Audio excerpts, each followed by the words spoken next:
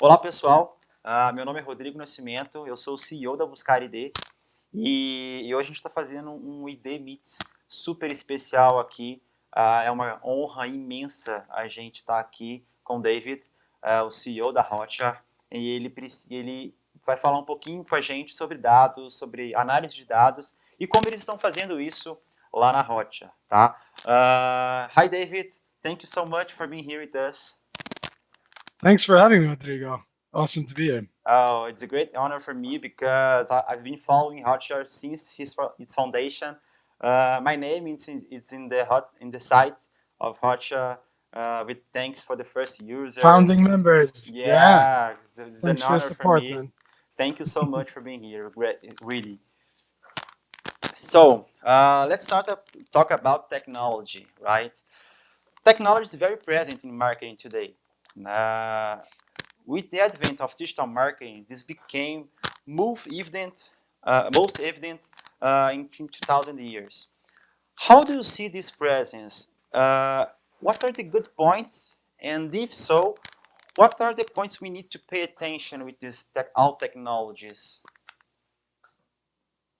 Yeah, that's a great question, right? I think I could go on for hours about this one. But yeah, I'd say technology has made it much more easier with the advent of digital, right? For us to measure pretty much everything, right? We can know how many times are people clicking, or how are they moving, what are they doing. We can today leverage deep learning, machine learning, right, to understand all Yeah. the points that connect together.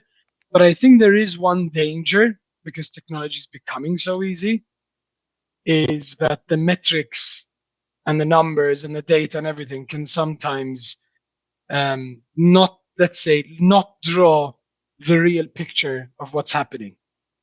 To give a stupid example, we worked early on in the Hotjar journey with PrestaShop. They started using Hotjar, and they were launching a beta of a new shop, and they saw on their end that when they launched this new beta, they had more people like creating new stores, and they're like, "Oh, this is awesome." But then they saw that engagement or using or creating, developing the store was actually not good. It was really bad. They're like, well, why is this happening? And then they did some recordings actually using Hotjar, and they actually found out that what was happening was that people were creating store because the button was in this weird position and not named correctly. Mm-hmm. And it was right after they stand up, they had this create button there. So everyone kept on clicking create, but they already had a store. So my point is sometimes we need to be careful, because there's so much data that it's easy to sit behind your laptop like we are now, right? And just look at the numbers and the graphs and everything, but we don't understand the story. So I think it's amazing that we live in a world that has become so sophisticated and we can measure so much, but I'm seeing more and more teams detaching themselves kind of from the user and what's actually happening, right? So numbers don't always tell the true picture. Another amazing story I heard of was someone. So this is an American example, right? Someone who's a huge American football fan, and he used a website to check scores, and they had this banner of Samsung that was kind of overlapping just slightly with this button to get the results, and he's constantly trying to hit this every time he's hitting the banner, right? So he was imagining this digital marketing team of Samsung saying, "Yay! Like the click-through rates are amazing." And in the meantime, he's telling his wife, like, "I swear I will never, ever buy Samsung again." You know what I mean? It's like this disconnect between sometimes the data. So I guess the opportunity is, how do we leverage data and connect it to that human experience? Great. The thing about the banner on mobile, that happens a lot here in Brazil. So last week I passed with this. You had a similar experience? Yeah, the similar experience. I need to click on the banner and close again. So great. And it's interesting to see what Google are doing, right? Google are now starting to scan sites and pages to see if there is any type of interference in the experience, which is quite ambitious. Awesome. Yeah. About the technologies, I think it's people or professionals are addicted with technologies and forgot about the essence of marketing. To think about people, how they are doing on the website or with the product, right? So, do you agree with that or no? Absolutely, I Great, agree. I do. great. Yeah, I think I think marketing is about, and it's in the word, right? Understanding that there is this market potential, so a Mm-hmm. group of prospects that you can identify it as reachable. Mm-hmm. And then the idea is, okay, how do you reach them? Yeah. But then the real core of marketing is how do you deliver an amazing experience to these people so that they can then go spread the word for you, Mm-hmm. right? So, and that is key. Great. The way we do marketing today is changing completely, right? Just we have been living in the digital age for more than 10 years. Today, I think we are living the age of data. I don't know if you think, what you think about that. Do you agree with this statement? And how important is the use of data in Hotjar business? That's a good question. I would definitely say it's the age of data because data is there. But I think the people winning, the people really doing well, are seeing that like the real coming of age is the one of the experience. Mm-hmm. So data definitely widespread and is a big thing. But I think we've never ever lived in a time when we are judged so quickly, right? Mm-hmm. Like I actually, when I present at events, I like to talk about what I call the rise of the user, the rise of the age of the user, kind of. Um, and the whole idea being that word of mouth is so powerful today, and we are Yes. connected in such a crazy way, right? That like I also did like a visualization of my LinkedIn, and you see like 70% of my network is all connected between them. So kind of in a way, if I screw up, Mm-hmm. again, the data might show me something, right? But at the end of the day, like it spreads like wildfire. So I think yes, we are in the age of data, but at the same time, we are even more importantly so in the age of the experience of where Yeah. the user. In fact, at Hotjar, we say, which is extreme, right? Especially Malta is quite a Catholic country, and I think like most of South America is as well. Yeah. Like we like to say our user is our God, which is extreme, but the whole thinking is we exist because our user allows us to exist. People like you took the risk in the beginning of your reputation, your work, your time, Yes. and we thought that we wouldn't exist. And that's a great point of the departure of thinking how do we create something amazing to live up to those expectations? And to be honest, at Hotjar, we're not there yet. We're not even close, Mm-hmm. but it just sets the right mindset. So, how do we do this at Hotjar? So, data obviously plays an important role at Hotjar, but actually, given the size of the organization and the business, data is not actually given as much importance as it should in Hotjar, Yes. ironically. So we tend to focus on two things really ruthlessly, which is our NPS score. So how likely is someone to recommend us to a colleague Mm-hmm. or a friend? And the second one is usage metrics. And we're still not developed enough around this, but how do we understand what are people using, how frequently? And I think these are the two things that we really need to focus on now. So when it comes to data, that's where we focus the most on. Great, great. So you focus on data to transform data in information for you, to make decisions, to understand how is the engagement with the users at Hotjar, right? Correct. Great, great. Continue with the change in marketing. Marketing ceased to be demographic and became behavior.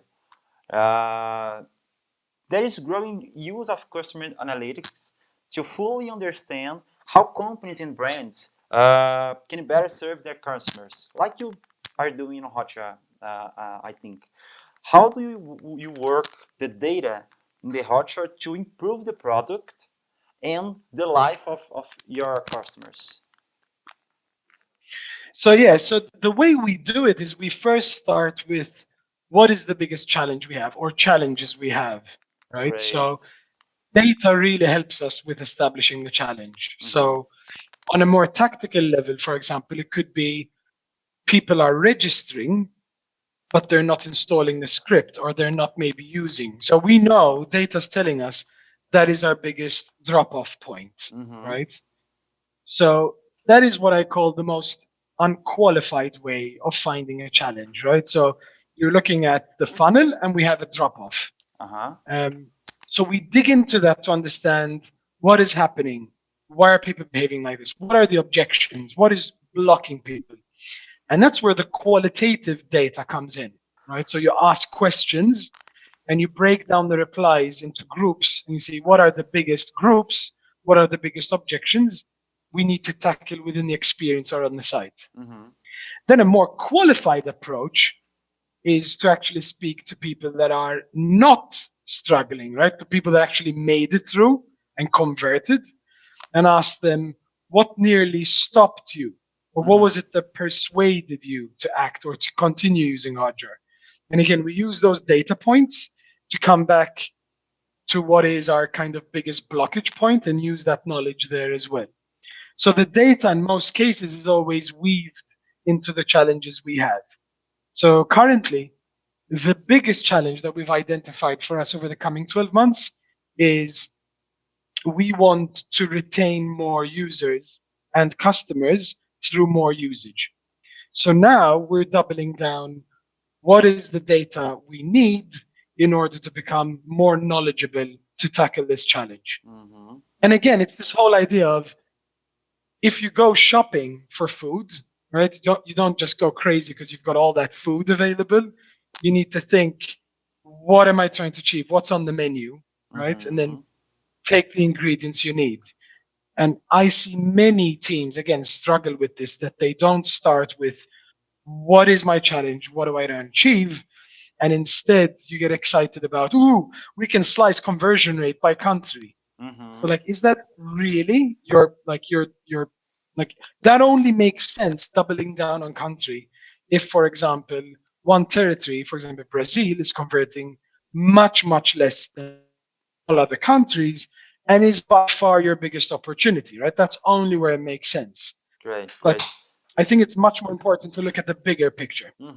So you are using data not to have a quantitative information, and you are qualifying your information to build a better product or a better experience for your customers, right? Correct. And I think that the real wins where you really see amazing results is where you connect the quantitative with the qualitative, right? A stupid example, right?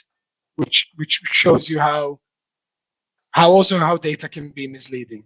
We did a heat map of our pricing page. I think it was like 2 years ago. We said, okay, we've been building the product, like doing stuff, but the pricing page is quite an important page, right? So let's try to understand what's going on. So we did a heat map to understand, we know how many people are converting from the pricing page, but let's see, what are they doing on the page? And it was interesting to see that most people were interacting with a specific part of the page. But then when we did a survey on page, they were talking about a completely different dimension of our pricing. People were clicking, interacting with what we call the data collection rate or sample rate. But then in the survey, they were talking about the size of a report. I was like, hold on, this seems weird. So we doubled down, we took some interviews with customers, and we really focused again on the challenge, right? Yeah. And we realized that our pricing was actually extremely confusing and that people were misinterpreting one thing as another.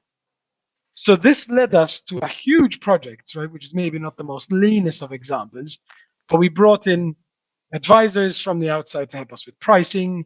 We did more detailed surveying. And now on the back of that, we're rethinking the way we price, not our prices, but to make it more obvious.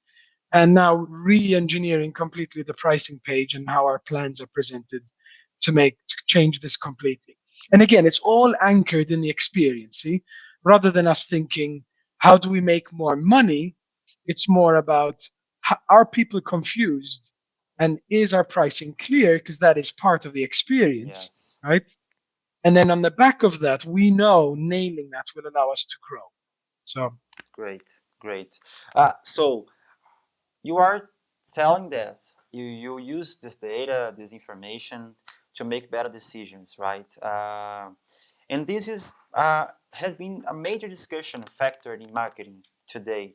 Here in Brazil, we have a lot of sectors, marketing sectors that they are sold for lack of information, and this cannot justify their investments. So they don't know what is right, what is wrong. A powerful solution in our case here use this data like information to empower decision makers, analytics, and giving market trainings around the world. So, how influential is the use of data in the Hotjar to make small and large decisions? I like this question. In our case, it's, I'd say, two areas mainly, right? One of them is we actually do quite a lot of marketing, so we do paid marketing. So for us, it's really critical to understand, based on what we invest, what is the result we get back, right? So that's where we do a lot of slicing of data by country to understand where are we getting good conversion rates and where are we getting good lifetime value, right? Because it's not about just I acquire a user at a cheap rate, but then what am I getting as a return on the back of that? Which fuels the next question, right? Why am I retaining less people, hypothetically, right? This is a real example. Why do we retain less people in Germany, for example, but then in Sweden, we have a very high retention rate? So that usually leads to two things, which is one, let's spend more in Sweden and less in Germany, right? Yeah. Which is more the tactical approach. And second, let's use qualitative input to speak to our prospects in Germany to see, is there a problem? Is it a legal problem? Is it a cultural problem? And again, we do very well in Germany. It's a hypothetical situation, but like driving return is a great way to look at investment. So anyone who hasn't spent time understanding lifetime value, that is super important, right? So in the lifetime of a customer, how much value do you get in aggregate? Super important to nail this. That's one area, right? Investing, return, lifetime value, whatnot.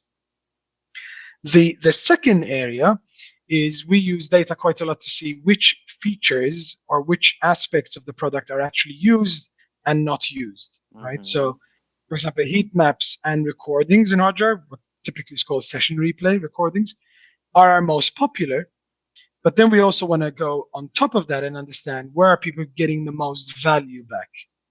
So we even do like an NPS score by feature, so that we can understand, listen, which are the ones that are used the most and have the biggest gap in terms of satisfaction.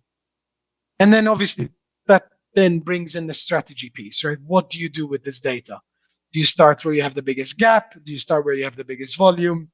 And that's where obviously it depends on what the company's trying to achieve, and again, their challenges. But I'd say it's mainly around a channel acquisition, and the second one is about usage. Yeah, interesting. You are looking for all the journey of the customer, right? Not only what he's doing or where the best channel to acquire. So you are looking at all journey. So with channel it's best for acquisition, sorry, and which channel is better for lifetime value, for example. So I understand. Great. Yeah, we see it nearly in a different way, right? So we focus specifically on acquisition, and we slice that data by cost of acquisition, like how much does it cost, and lifetime value, right? Which gives you the ratio of what is my cost to return, and then we slice that by campaign, by channel type, by country, And that mainly shows us where we need to invest more or potentially invest less, but also drives product decisions to understand, listen, what should we be doing to improve stuff? But the reality is, I see this again happen quite a lot Mm-hmm. where someone says, hold on, our conversion rate in Japan is lower. Mm-hmm. So let's try and optimize for that, which is great. But that is a very complex way of optimizing a channel or a campaign. It needs to invest wiser rather than trying to kind of fix the whole engine for one channel, if you know what I mean. Yeah, So it's, great. again, it really comes down to, depends on your strategy. If Japan is a key strategy for you, then yeah, you need to invest in there. But the reality is we have limited time. We all have limited Yeah, resources. So it all comes back to what is your challenge? What is your strategy? And get the data you need for that challenge. great, great. Uh, the last question: what change have you seen in the United States or market or sector of marketing that will impact the work of marketing professional in the next 5 years, for example, So specifically in US or in general? in general? Obviously, I could not talk about privacy. Yeah. Um, in Europe, GDPR is a big thing, right? It's Mm-hmm. by the time this airs, it's probably going to be already enforced because it's happening 25th May. Mm-hmm. Um, I my background is actually I'm a lawyer, and my thesis to becoming a lawyer was about privacy and data protection. So I actually am very excited about us improving privacy laws. Yeah. I think we have gone a little bit too far in the way we collect data, as we talked about before. Like everything you can collect it, right? And just the more we have, the better. You never know what we might need. And the sharing of that data and the processing of that data. So I think GDPR is going to have a big impact when it comes to Europe. But again, like American firms with some European traffic have to adhere to it. Yes. And I suspect over the coming 5 years, we're going to see the US, we're going to see many other territories actually going to follow suit and strengthen much more their privacy laws. So I'd say from a marketing point of view, now is really the time to question what data do we really need and make sure that we are adhering to the laws, and more importantly, questioning like how we process this data, right? Yeah. Hey, I think the GDPR it's the beginning of something will happen all over the world, not only Europe, Agreed. right? And Agreed. yeah, and this is a huge impact for how we or how we create data and how we can cross data and have some information about that, because it's very today is very, oh, okay, I have everything. Go I for it. Yeah, Yeah, go collect for it. everything. Yeah, great, great, David. Thank you so much, so much for the interview. Is Like I You're said, welcome. it's a great honor for me. If you have some something to tell about all Brazilians, uh, can you can do it now. So thank you so much. Yeah, absolutely. I'd say I've never attended an event in Brazil, and I'm really looking forward to coming to your event. I Yeah, must great. admit. So we're going to sort that out. I've been to the country though, so that was more for fun. And I must say, you guys have an amazing, beautiful country. And Thanks. my message to Brazil through this interview would be double down on the experience, right? Get to know your users, spend time with them, get to know your customers. There's so many opportunities beyond the data on a human level. Like get to know the people, humans using your product, your service, your site. Who are you selling to? And I think that's where the really big wins come from. Great, great. We are experienced here in Brazil this worry about experience, UX. So thank you so much for this tip. It's very important for us. Sure. And again, it's an honor for me, and thank you so It's been a much. pleasure. Same here. I think you next year maybe have you here on our event. Yeah. Yeah, let's make it happen. Okay. Thank you so much again. Thank you. Bye bye.